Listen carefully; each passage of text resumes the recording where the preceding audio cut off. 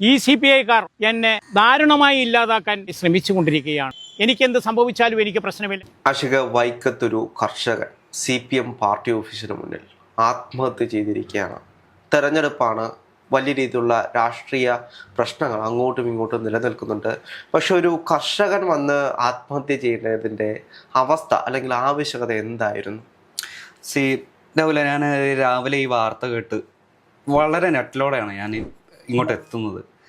ശരിക്കും പറഞ്ഞാൽ ഉപജീവനത്തിന് വേണ്ടി കർഷകനായ ഒരു പ്രായമുള്ള മനുഷ്യൻ ലോണിന് വേണ്ടി ഒരുപാട് കൈനീട്ടി അദ്ദേഹത്തിന് കിട്ടാത്തൊരവസ്ഥ. ആ ഒരു അവസ്ഥയിൽ അദ്ദേഹം ജീവിക്കാൻ തന്നെ നിസ്സഹായനാവുകയാണ്. ആ ഒരു പ്രദേശത്തെ എൻ്റെ നാടാണ് വൈക്കം. ആ വൈക്കത്തെ ജനപ്രതിനിധിയോടും എല്ലാവരോടും ഒരുപാട് ചോദിച്ച് മടുത്തതിന് ശേഷമാണ് അദ്ദേഹം ഈ തീരുമാനം എടുക്കുന്നത്.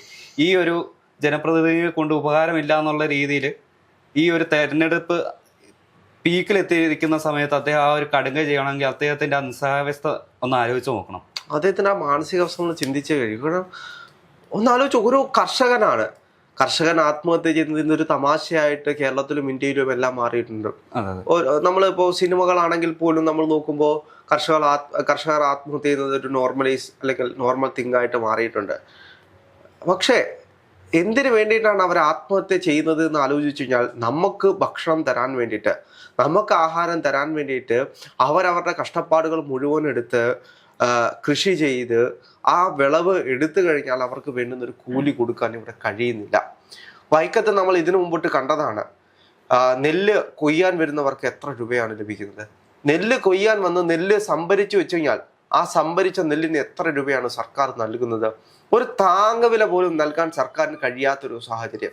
രാവിലെ അത് മാത്രമല്ല, ഇത് വൈക്കത്തിന്റെ മാത്രം പ്രശ്നമല്ല. ഇപ്പൊ കോട്ടയം ജില്ലയിൽ എടുത്താൽ പല പ്രദേശങ്ങളിലും, കോട്ടയത്തിന്റെ പല പടിഞ്ഞാറൻ പ്രദേശങ്ങളിലും ഏക്കർ കണക്കിന് കൃഷിഭൂമി വെള്ളം കയറി നശിച്ചിട്ടുണ്ട്. ഇതിനെതിരെ നഷ്ടപരിഹാരം ഒരു സർക്കാർ ഇതുവരെ നൽകിയിട്ടില്ല. നൽകുമെന്ന് പറഞ്ഞ് അവർക്ക് പ്രതീക്ഷ നൽകി അവസാനം അവരെ നിരാശരാക്കുകയായിരുന്നു. ഇപ്പൊ അത് തന്നെയായിരിക്കും ഇദ്ദേഹത്തിന് സംഭവിച്ചത്. അല്ല, അങ്ങനെയുള്ള ഒരുപാട് മനുഷ്യരുണ്ട്. ഇപ്പൊ എനിക്ക് തന്നെ അറിയാം. ഞാൻ അവിടെ പല ആളുകളുമായിട്ട് ഞാൻ അവിടെ കുറെ നാളൊക്കെ പോയിരുന്നൊരു സ്ഥലമായിരുന്നു. അപ്പോൾ സ്വാഭാവികമായിട്ട് അവിടെ പോകുമ്പോൾ ഇവരെ സംബന്ധിച്ച് ഇവർ കൃഷി ഉപജീവനമാക്കി ജീവിക്കുന്ന ആളുകളാണ് അവിടെ എല്ലാം ഭൂരിപക്ഷം ആളുകളും. ആലപ്പുഴ മേഖലയൊക്കെ പോയി കഴിഞ്ഞാലും അവിടെയും ഇത്തരത്തിൽ കൃഷി ഉപജീവനമായി ജീവിക്കുന്ന ആളുകളാണ് കൂടുതലും. ഇവര് കൃഷിയുമായി മുന്നിട്ട് പോകുന്ന സാഹചര്യത്തിൽ ഇവർക്ക് നേരിടാൻ വരുന്ന ഒരുപാട് കാര്യങ്ങളുണ്ട്. ഇപ്പോൾ നെൽകൃഷി മാത്രമല്ല, ഇപ്പോൾ ആടാണെങ്കിലും കോഴിയാണെങ്കിലും താറാവാണെങ്കിലും ഈ പക്ഷിപ്പനി വന്നു കഴിഞ്ഞാൽ തന്നെ എത്ര കോടി രൂപയുടെ. അതെ, അവരുടെ ആ ഒരു മുടക്കുമുതൽ, അവരുടെ ഇൻവെസ്റ്റ്മെന്റ് ഇതുപോലെ ഒരു പ്രശ്നം, ഒരു പ്രതിസന്ധി വരുമ്പോൾ അത് ഇല്ലാതാവും. അത് പരിഹരിക്കാൻ അർഹതപ്പെട്ട സർക്കാർ, അതായത് നിയോഗിക്കപ്പെട്ട സർക്കാർ ഒരു നടപടി ഇതിനു വേണ്ടി ചെയ്യുന്നില്ല എന്നുള്ള അവിടെയാണ് ഏറ്റവും വലിയ വിഷയം വരുന്നത്. ഒരു പാർട്ടി ഓഫീസിന്റെ മുന്നിൽ വന്നിട്ട് ഒരു കർഷകൻ ആത്മഹത്യ ചെയ്യണമെങ്കിൽ അയാളെ എത്രമാത്രം പീഡിപ്പിച്ചിട്ടുണ്ടാവും, അല്ലെങ്കിൽ അയാൾക്ക് എത്രമാത്രം അയാളെ ദ്രോഹിച്ചിട്ടുണ്ടാകും എന്ന് നമ്മൾ ചിന്തിക്കണം. ഇതിലെ സർപ്രൈസ് എലമെന്റ് എന്താന്ന് വെച്ചാൽ, അദ്ദേഹം ഒരു CPI അനുഭാവിയാണ്. ആ CPI അനുഭാവിയായിട്ട് ഒരു പ്രായമേറിയ ഒരു കർഷകൻ, അദ്ദേഹത്തിന്റെ ഈ ഒരു ഭൂരിഭാഗം പ്രായം ആ ഒരു കൃഷിക്ക് വേണ്ടി ഇൻവെസ്റ്റ് ചെയ്തു, അത് ആ പാർട്ടിയുടെ അനുഭാവിയായിട്ട് തന്നെ. എന്നിട്ടും അദ്ദേഹത്തിനെ സഹായിക്കാൻ, അദ്ദേഹത്തിന് ഒരു കടബാധ്യത വന്നപ്പോൾ അദ്ദേഹത്തെ സഹായിക്കാൻ അവിടുത്തെ ഒരു പ്രതിനിധി ഇതുവരെയായിട്ടും തയ്യാറായിട്ടില്ല എന്നുള്ള മറ്റൊരു വിമർശകമായിട്ടുള്ള ഒരു കാര്യം.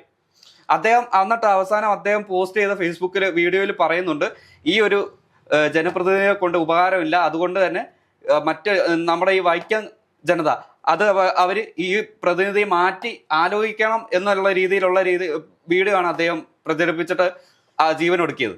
അല്ല, വൈക്കത്ത് നമ്മളിപ്പോൾ നോക്കിക്കഴിഞ്ഞാൽ UDF വേണ്ടി K ബിരിമോനാണ്, LDF വേണ്ടി P പ്രദീപാണ്, NDAക്ക് വേണ്ടി K അജിത്താണ്. സ്വാഭാവികമായിട്ടും വലിയ തെരഞ്ഞെടുപ്പാണ്, ശക്തമായിട്ടുള്ള പോരാട്ടമാണ് അവിടെ സംഭവിക്കുന്നത്.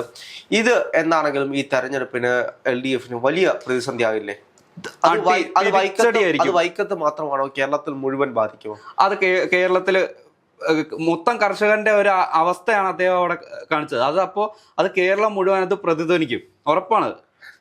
ഇതിപ്പോൾ നമ്മൾ തമാശയായി പറയുമെങ്കിലും ഞാനിപ്പോൾ ഈ ഒരു വാർത്ത കണ്ടപ്പോൾ ആദ്യമേ കണ്ടതെന്ന് വെച്ച് കഴിഞ്ഞാല്, നമ്മുടെ വിജയുടെ ഒരു സിനിമയില്ലേ, അപ്പൊ ആ സിനിമയിലെ കർഷകർ വന്നിട്ട് മോനെ എന്നാ ഞങ്ങൾ ഒരു 5 പേര് ആത്മഹത്യ ചെയ്യട്ടെ.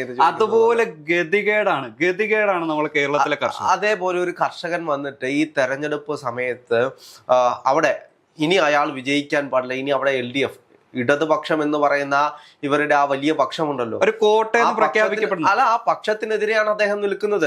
അദ്ദേഹം ഇടതുപക്ഷക്കാരനായിട്ടുള്ള ഒരാൾ, അദ്ദേഹം വന്നിട്ട് പറയുകയാണ് ഇവിടെ ഇനി പ്രസ്ഥാനം വേണ്ട, അല്ലെങ്കിൽ ഈ പ്രസ്ഥാനത്തിൽ ഒരു സ്ഥാനാർത്ഥി വേണ്ട. എന്തുകൊണ്ട് എന്ന് ചോദിക്കുമ്പോഴാണ് ഇത്രയും വർഷമായിട്ട് ഇത്രയും കർഷകരുണ്ടായിരുന്ന ഒരു സ്ഥലത്ത്, ഇത്രയും തൊഴിലാളികൾ ഉണ്ടായിരുന്ന ഒരു സ്ഥലത്ത് അവർക്ക് വേണ്ടിയിട്ട് എന്ത് ചെയ്തു എന്നൊരു ചോദ്യം ഉണ്ടാകുന്നത്. അവരുടെ ജീവനും ജീവിതവും എല്ലാം കളഞ്ഞ് കൃഷിക്ക് വേണ്ടി കൊടുത്ത്, അവരുടെ മുഴുവൻ പണവും കൊടുത്ത് കടക്കണിയിലായി കാശ്, അത് അവരുണ്ടാക്കുന്ന ആ വിളകളുണ്ടല്ലോ, ഇപ്പോൾ നെല്ലാണെങ്കിലും മറ്റെന്ത് വിളയാണെങ്കിലും അത് കൊണ്ടു കൊടുക്കാൻ നേരത്ത് വാങ്ങിക്കാൻ ആളില്ല. അത് സംഭരിച്ച് വെച്ച് കഴിഞ്ഞാൽ തന്നെ എത്ര രൂപയാണ് ഇവിടെ സർക്കാർ കൊടുക്കുന്നത്? നെല്ല് വെട്ടാൻ വരുന്നവർക്ക് പോലും കൃത്യമായിട്ടുള്ള പൈസ കൊടുക്കാൻ, അതായത് ഇല്ല, ദിവസക്കൂലി പോലും നൽകാനുള്ള ഒരു ഇത് കാണിക്കുന്നില്ല, ഒരു ഇതില്ല ഇവിടെ. ഇന്ന് അവരൊക്കെ അവരുടെ ദിവസക്കൂലി എന്ന് പറയുമ്പോൾ 250-300 രൂപയാണ്. ഇവിടെ അല്ലാത്ത പണിക്ക് പോയി കഴിഞ്ഞാൽ 100-200-300 രൂപയുണ്ട്. ആ സമയത്താണ് നെല്ല് വെട്ടുന്നതിന് 250-300 രൂപ. ആ ഒരു തുച്ഛമായിട്ടുള്ള തുക പോലും നൽകാത്ത സർക്കാർ അതിന് അവർക്ക് മൂന്നാം ഒരു ഊഴം കൊടുക്കണോ എന്നുള്ള ചോദ്യമാണ് അവർ ഇത് മുന്നോട്ട് ആലോചിച്ച് നോക്കും. ഇപ്പൊ നമ്മുടെ നാട്ടിൽ നെല്ല് വിളയുന്ന സാഹചര്യത്തിൽ നെല്ല് കൊണ്ടുവന്ന് കൊടുക്കുന്നു. ഈ നെല്ല് കൊടുക്കുന്നതിന് ആ കർഷകന് നല്ലൊരു പണം കിട്ടിയാലല്ല അവന് ഇത് മുന്നോട്ട് കൊണ്ടുപോകാൻ കഴിയും. ഇപ്പോൾ അവിടെ വരുന്ന നെല്ല് വെട്ടാൻ വരുന്നവർക്ക് 1000 രൂപ കൊടുക്കണമെങ്കിൽ അവൻ ആ നെല്ല് വിറ്റ് കഴിഞ്ഞാൽ 1000 രൂപ കിട്ടണം. അതിനുള്ള ലാഭം പോലും ഇവിടെ ഉണ്ടാകുന്നില്ല. അത് ന്യായമാണ്, അത് അവന്റെ അവകാശമാണ്, അത് ന്യായമാണ്. അതാണ് അവരോട് മര്യാദയാണ്. ഇവിടെ ഭരിക്കുന്ന സർക്കാരുകൾ ചെയ്യേണ്ടത് ആ കർഷകന്റെ കണ്ണീരൊപ്പുക എന്നാണ്. അല്ലെങ്കിൽ ഒരു താങ്ങുവില പ്രഖ്യാപിക്കുക. ഇപ്പോ റബ്ബർ, ഇപ്പോ വൈക്കത്തൊക്കെ ആണെങ്കിലും കോട്ടയം ഭാഗത്തേക്ക് നമ്മൾ നോക്കിക്കഴിഞ്ഞാൽ റബ്ബറുണ്ട്. ഈ റബ്ബർ വെട്ടി പാലെടുത്ത് ഷീറ്റ് അടിച്ച് ഷീറ്റ് കൊണ്ടുപോയി കഴിഞ്ഞാൽ എത്ര രൂപ കിട്ടും ഇവർക്ക്? ഇന്ന് പലരും ഷീറ്റ് അടിക്കാറില്ല. എന്തുകൊണ്ടാണ്? അവിടുത്തെ റബ്ബർ തോട്ടങ്ങളെല്ലാം വെട്ടി നിർത്തി. ഇപ്പൊ ഭൂരിഭാഗം അവിടെ റബ്ബർ ഇല്ല കോട്ടയം ജില്ലയില്. അല്ല, നമുക്കറിയാം കോട്ടയം എന്ന് പറയുമ്പോൾ റബ്ബറുമായി ബന്ധപ്പെട്ട് അല്ലെങ്കിൽ അത്രയും റബ്ബറും തോട്ടങ്ങളൊക്കെ ഉണ്ടായിരുന്ന സ്ഥലമാണ്. ഇപ്പൊ ഞങ്ങളുടെ ഭാഗത്തേക്കൊക്കെ പോയി കഴിഞ്ഞാൽ ഞങ്ങളുടെ അവിടെയും ലാൻഡ് ഓഫ് ലാറ്റക്സ് എന്നുള്ള ഒരു വിശേഷണം കൂടി നമ്മുടെ കോട്ടയത്തിനുണ്ട്. ഇന്ന് പാലെടുക്കാൻ ആളെ കിട്ടാനില്ല. മറ്റൊരു കാര്യം, പാലെടുത്ത് ഷീറ്റ് കൊണ്ടുപോയി കൊടുത്തു കഴിഞ്ഞാൽ ഷീറ്റിന് ആ പൈസ കിട്ടത്തില്ല. ആ പൈസ ഒട്ടുകറക്കി കിട്ടും. അപ്പൊ സ്വാഭാവികമായിട്ട് ആളുകൾ എന്ത് വിചാരിക്കും? ഒട്ടുകറ മതി, വെട്ടിയിട്ടിട്ട് പോകുന്ന സാഹചര്യം. അവിടെ എല്ലാവരും സ്വന്തമായിട്ട് തന്നെ വെട്ടുന്ന ഒരു സാഹചര്യത്തിലേക്ക് പോയി.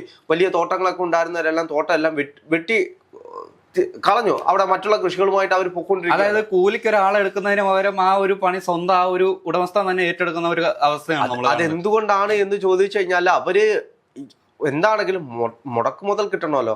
ഒരാളെ നിർത്തി പണിയെടുപ്പിച്ച്, ഇപ്പൊ ഒരാളെ നിർത്തി വെട്ടി പാലെടുപ്പിച്ച് ഷീറ്റ് എടുപ്പിച്ച് ഇത് കൊണ്ടു കൊടുക്കുമ്പോ അവര് കൊടുക്കാനുള്ള പൈസയെങ്കിലും കിട്ടണ്ടേ? അതിന് പോലുമുള്ള പൈസ കിട്ടാത്തത് കൊണ്ടാണ് ഇവിടെ അവര് അവസാനം സ്വന്തം കാലിലേക്ക് നിൽക്കുന്നത്, അല്ലെങ്കിൽ ഇതെല്ലാം വെട്ടിമുറിച്ച് കളയുന്ന ഒരു സാഹചര്യത്തിലേക്ക് പോകേണ്ടി വരുന്നത്. സ്വന്തമായിട്ട് വെട്ടാനും ഷീറ്റ് എടുക്കാനും പാലെടുക്കാനും ഒക്കെ അറിയാമെങ്കിൽ കൊണ്ടുപോകാം. അല്ലാത്തവരൊക്കെ ഇതെല്ലാം അടച്ചു പൂട്ടി മരങ്ങളെല്ലാം മുറിച്ച് കളയേണ്ട ഒരു സാഹചര്യത്തിലേക്ക് പോകുന്നുണ്ട്. അങ്ങനെയുള്ള ഒരുപാട് കർഷകരുണ്ട്. ഇത് നെൽകൃഷിയുടെ കാര്യത്തിൽ മാത്രമല്ല, എല്ലാ കൃഷിയുടെ കാര്യത്തിലാണെങ്കിൽ പോലും ഒരു വെള്ളം വന്നു കഴിഞ്ഞാൽ മുങ്ങിപ്പോകുന്ന അവസ്ഥയിലേക്ക് കേരളം മാറിയിട്ടുണ്ട്. നമ്മൾ എപ്പോഴും പറയുന്നതാണ് 2018 ശേഷം എപ്പോഴും പ്രളയമാണ്. ഈ പ്രളയ സാഹചര്യത്തിലും കൃഷി ചെയ്യുന്ന കർഷകരെ ചേർത്ത് പിടിക്കുന്നത് ആരാണ്? സർക്കാരാണ് ചെയ്യേണ്ടത്. നികുതി വാങ്ങുന്ന സർക്കാർ എന്ന് വേണം പറയാൻ. അതെ, ഈ സർക്കാർ ചെയ്തില്ലെങ്കിൽ പിന്നെ ഇടതുപക്ഷം എന്ന് പറയുന്ന എല്ലാവരെയും ചേർത്ത് നിർത്തുന്നു എന്ന് പറയുന്ന തൊഴിലാളി വർഗ പാർട്ടിക്ക് അതിന് കഴിയുന്നില്ലെങ്കിൽ പിന്നെ ആർക്കാണ് കഴിയുന്നത്? ഇപ്പൊ പറഞ്ഞ ഒരു കീ പോയിന്റ് ഉണ്ടല്ലോ, തൊഴിലാളി വർഗം. അവർ ഈ പ്രചരണത്തിന് വേണ്ടി LDF സർക്കാർ ഇറക്കുന്ന ഒരു കാർഡാണ്. ആ ഒരു കാർഡ് അവർ പറയാൻ യാതൊരു യോഗ്യതയില്ല അവർക്ക്. ഇപ്പോൾ ആ ഒരു അവസ്ഥയിലേക്ക് മാറിയിട്ടുണ്ട്.